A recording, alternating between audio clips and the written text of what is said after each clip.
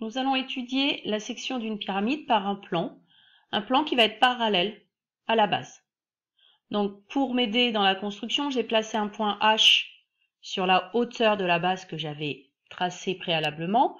Je prends un plan donc parallèle à la base et je vais faire l'intersection de mon plan avec la pyramide. Donc on obtient ici un quadrilatère et je vais faire bouger mon point H pour vous faire voir ce qui se passe selon la position de mon plan. Donc si mon plan est confondu avec F qui est le point d'intersection de ma hauteur et de ma base, en fait le plan il est confondu avec la base, donc l'intersection ce serait mon polygone de base. Et plus je monte, plus j'ai un polygone qui rétrécit, mais un polygone qui garde les mêmes propriétés que le polygone de base. Donc c'est une réduction du polygone de base. Et donc plus on monte, plus ce polygone diminue. Donc on sait déjà que c'est une réduction du polygone de base. Donc votre problème à vous, ça va être de connaître le coefficient de réduction. Donc soit il va être donné, soit il va falloir le calculer.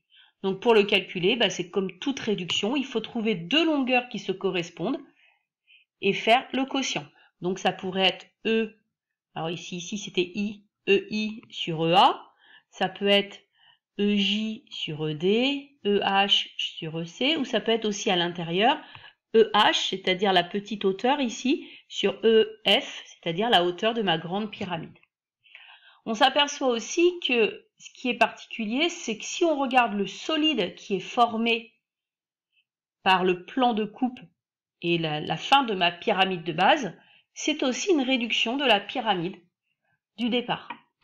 Donc ça veut dire que mes longueurs, elles vont être multipliées par le coefficient de réduction, mais les aires, elles vont être aussi multipliées par le coefficient au carré, et le volume, il va être multiplié par le coefficient au cube.